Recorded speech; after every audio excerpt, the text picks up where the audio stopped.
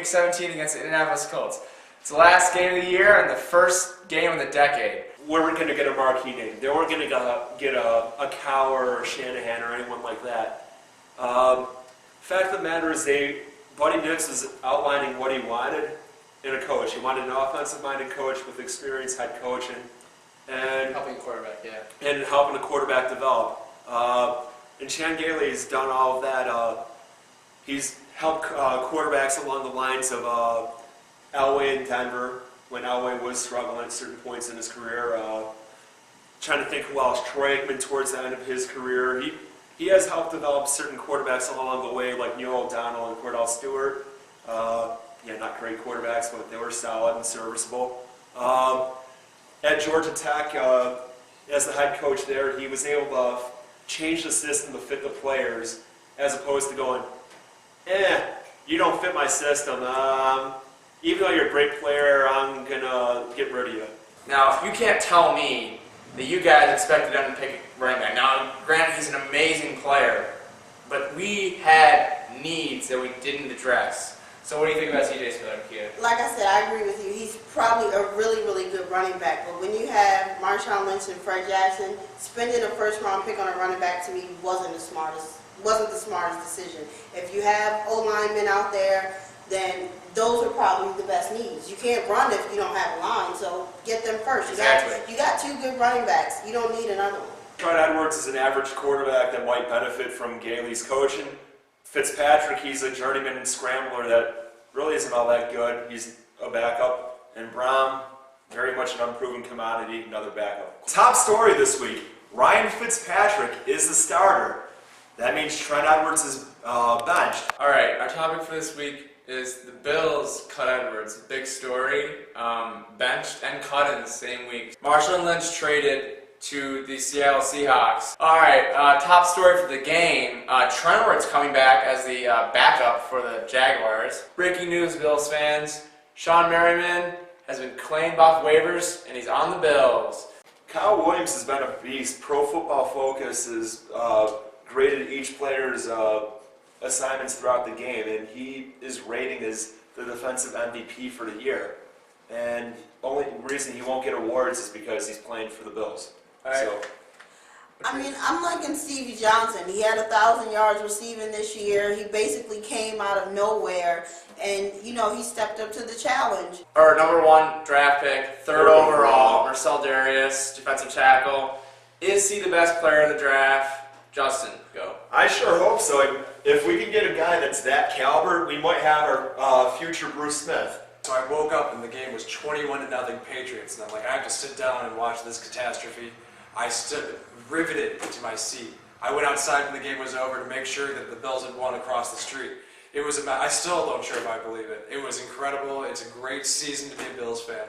Ryan Fitzpatrick has signed a contract extension with the Buffalo Bills, $59 million over 6 years.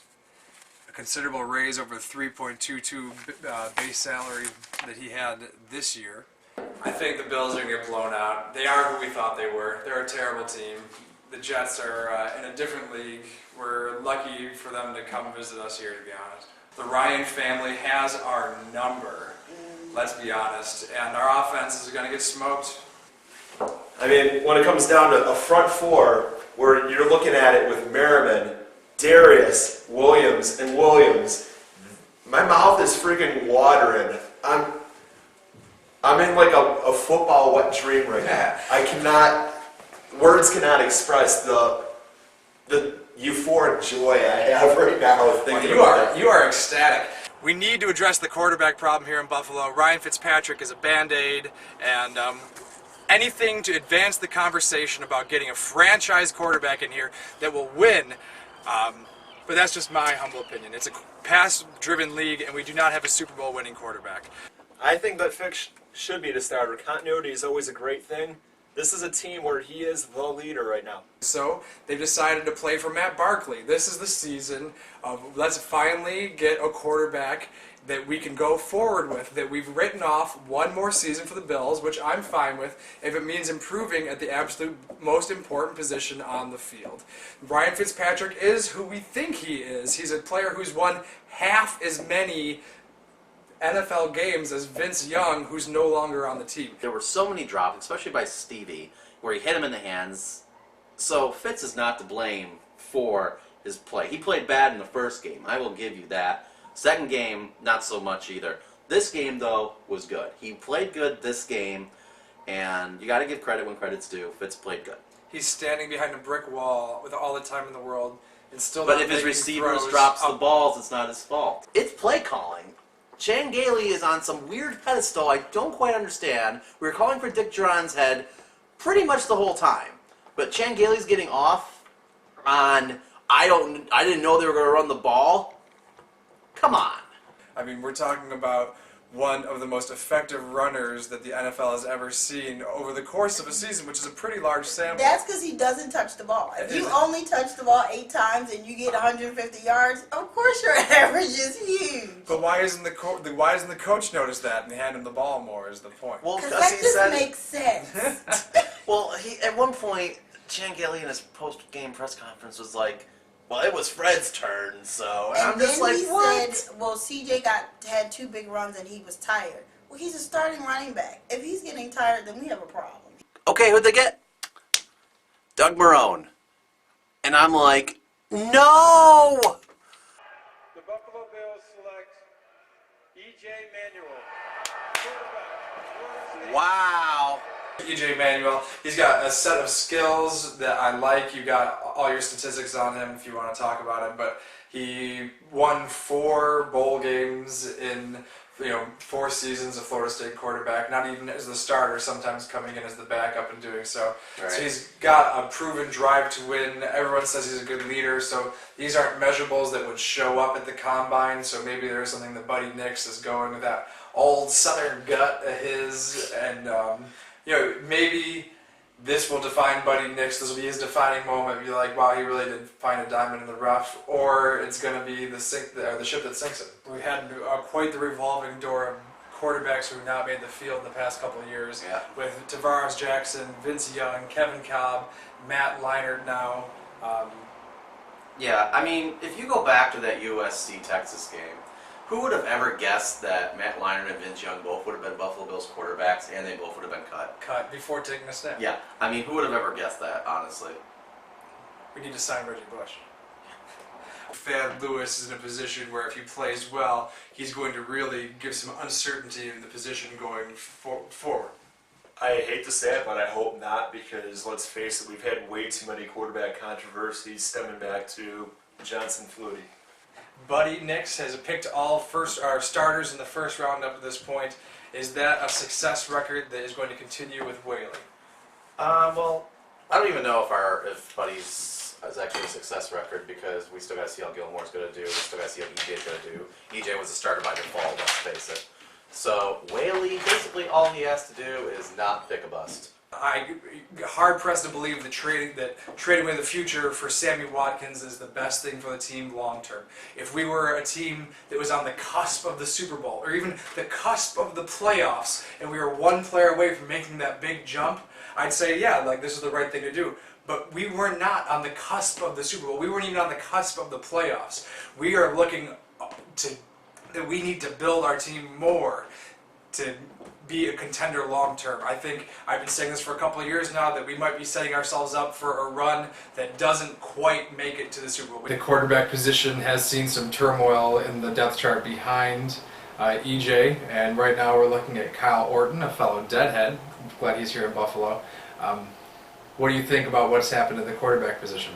It's a mess. I mean, we started with 4 quarterbacks, only one of them's on the team right now. We went with Jordan Palmer was a joke, and now we're bringing Orton, who pretty much said he was done with the NFL, and now he's playing football again.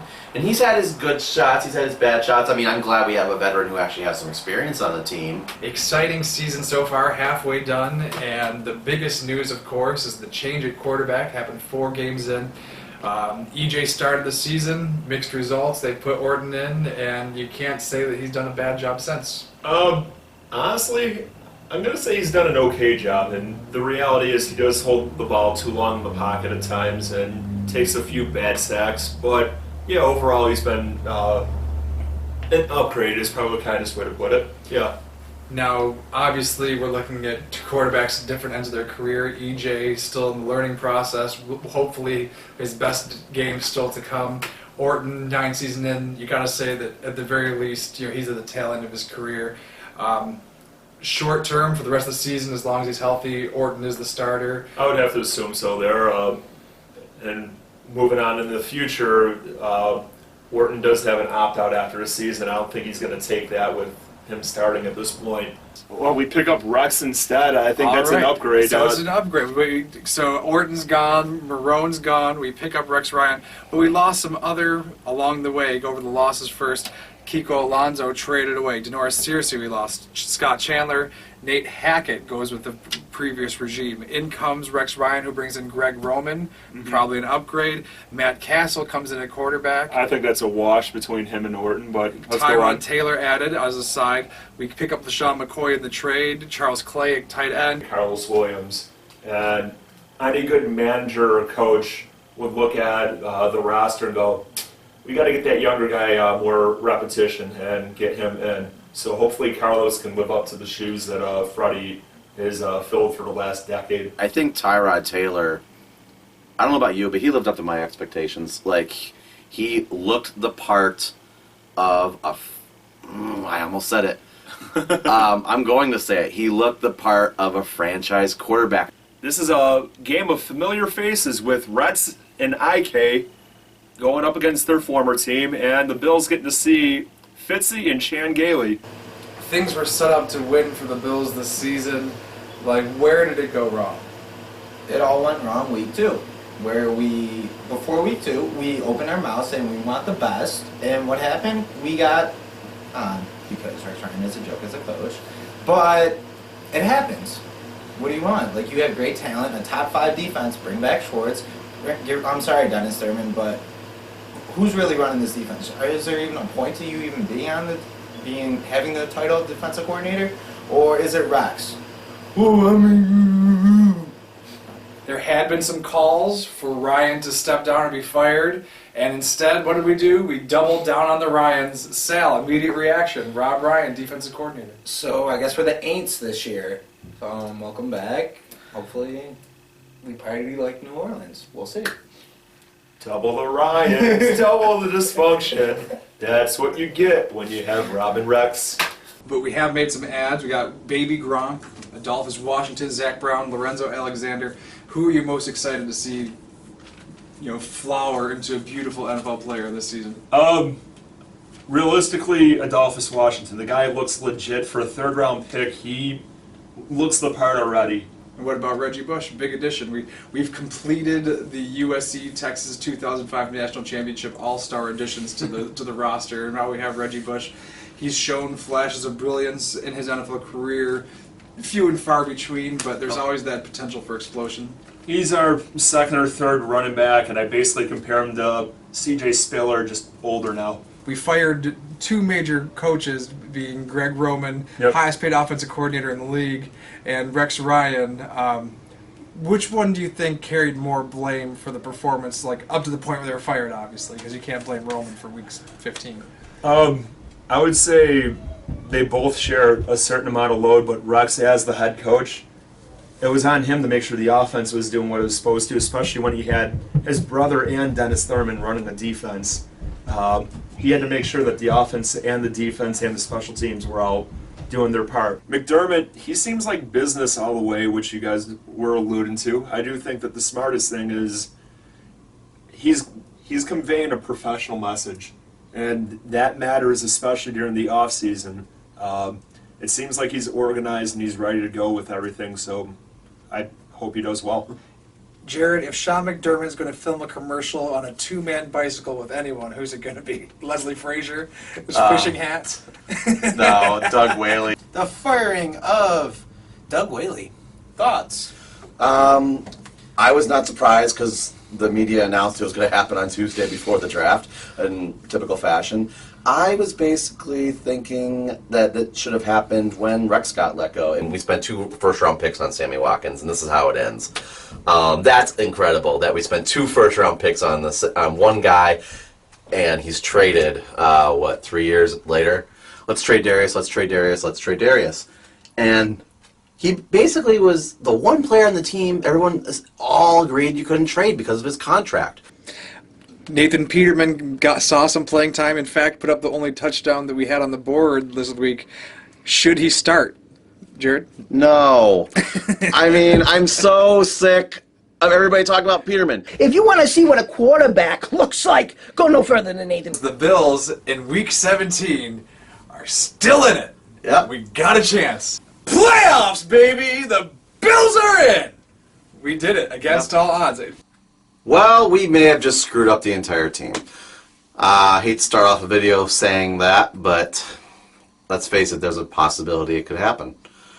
Trading away our starting quarterback who made the playoffs for the first time in 18 years for nothing. Josh Allen he has a great arm and a nice personality if you ever listen to him in interviews.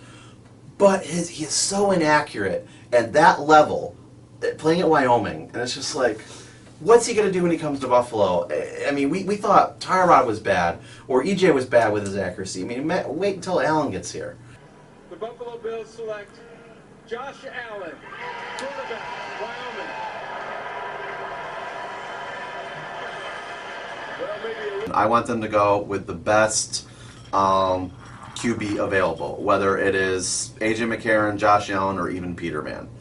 Whichever one proves it and can't. Just go with it, because all of them in this case are unproven. All of them need to prove something. It would be terrifying if Peterman turns out to be the best option. Is Nathan Peterman that much better? Or are we just that horrible? I mean, and I really hope it's not the latter, and the only way we're going to find out is doing exactly what we're doing. Playing Nathan Peterman, seeing what he has. He has earned it. He's earned it 100%. We'll find out. So how bad was Peterman? McDermott's judgment aside. No, like I just said, he was worse. I mean, his numbers, what was it, 5 for 18, 24 yards, 2 picks, 0 rating. Yeah, I mean, absolutely garbage. And so Josh Allen's performance in the second half of the season has got me interested to see more. Like, I want to see how much more he can develop, because by the fact that he started running around shows development. Zay Jones and Foster, who was actually both making plays, trying to find Josh Allen some people who are actually going to throw it, to go along with what you're saying. Like, that's part of it, bringing in receivers that actually want to do well under this team. Kolb Beasley's not a number 1 receiver. John Brown's not a number 1 receiver. There really is no particular player besides signing Mitch Morse that is actually a big signing, really. I really think the Bills wanted to get David Montgomery, but they ended up getting Singletary right after. Shawne McDermott has had 2 good seasons out of 3. You can't argue with that. And Josh Allen has improved drastically he doesn't get sacked, and his accuracy is massively improved. And those are 2 things I never saw him really doing. And he still isn't quite where I want him to be. He's getting there. Woohoo! Playoffs, baby! So the division is still in play. And first and foremost, we have to beat the Patriots this week. And then we have to win out against the Jets. And they have to lose to Ryan Fitzpatrick and the Dolphins. Yeah. And not to get ahead of ourselves, but that would be, I mean, to have the whole city of Buffalo rooting for Fitz